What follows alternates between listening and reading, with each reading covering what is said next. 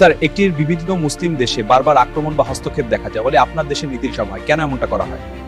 রাজনীতি শুধু আদর্শের বিষয় নয়, এটি শক্তি আর স্বার্থের খেলা। যে শক্তিশালী থাকে সেই বিশ্ব রাজনীতিতে প্রভাব রাখে। তাহলে কি আপনি বলতে চান অন্য শক্তিশালী এসব প্রভাব কমে যাবে?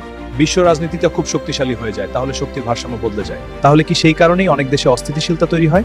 রাজনীতিতে অনেক কৌশল থাকে, সব কৌশল প্রকাশ্যে বলা যায় না। বিশ্ব রাজনীতি খুব জটিল, প্রতিটি দেশের নিজস্ব স্বার্থ থাকে। কখনো তারা কথা বলে, কখনো নীরব থাকে। আরেকটা প্রশ্ন স্যার, যখন কোনো দেশে আক্রমণ হয় তখন অন্য অনেক দেশ তেমন প্রতিক্রিয়ার কারণ কি? Well, you have to understand it's all about national interest and alliance. বিশ্ব রাজনীতি স্বার্থতে কখনো তারা কথা বলে, কখনো নীরব থাকে। কিন্তু অনেক মানুষ মনে করে তাদের মধ্যে ঐক্যের অভাব আছে। ঐক্য সবসময় সহজ নয়। বিশ্বে অনেক দেশই নিজেদের অভ্যন্তরীণ সমস্যায় ব্যস্ত থাকে। আপনি কি মনে করেন যে বিভেদ থাকলে শক্তি দুর্বল হয়ে যায়? ইতিহাসে দেখবেন যে জাতি বা গোষ্ঠী বিভক্ত থাকে, তাহলে কি বলা যায় যে ঐক্যকে থাকলে অনেক বড় শক্তিকেও চ্যালেঞ্জ করা যায়? হ্যাঁ, ঐক্য থাকলে অনেক বড় শক্তিকেও চ্যালেঞ্জ করা যায়। যদি কোনোদিন সব দেশ বা মানুষ এক হয়ে যায় তখন কি হবে?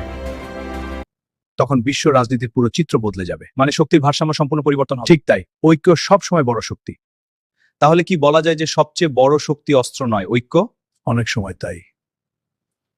ইতিহাস আমাদের শেখায় যখন মানুষ বিভক্ত থাকে তখন তারা দুর্বল হয়, আর যখন তারা এক হয় তখন অসম্ভব সম্ভব হয়ে যায়।